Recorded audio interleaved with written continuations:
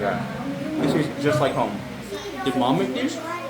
Nung bata kami, sobrang masipag ang mama namin nag-bake ng mga Christmas goodies. Every year, gumawa siya ng toffee, caramel popcorn, at sobrang maraming cookies. At pag Christmas Eve, lumabas kami buong pamilya at nangaroling kami sa mga kapitbahay at mga kaibigan namin. Tapos, nagbigay kami ng isang buong plato ng mga Christmas goodies na ginawa ni mama. At buti na lang literal na dozens ang binake ni mama noon kasi sa sobrang sarap, inuubos namin bago niya mailagay sa pambigay na plato. Nung bata pa kami, naalala ko na nagreklamo pa kaming magkakapatid sa bawat caroling dahil gusto lang namin umuwi sa bahay.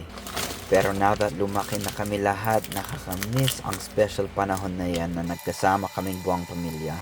Lalo nga ngayon Pasko, dito kami sa Pilipinas, malayo kay mama at papa at mga ibang kapatid namin. Nag-celebrate kami Filipino style sa Noche Buena namin, pero gusto ko pa rin ituloy ang tradisyon ni mama sa kahit isang klase lang ng cookie.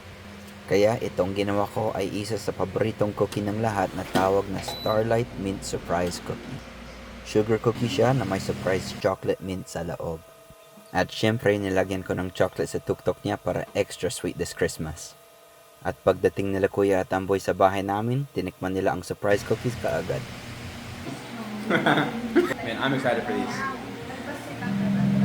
Oh my god. This is just like home. It is so good.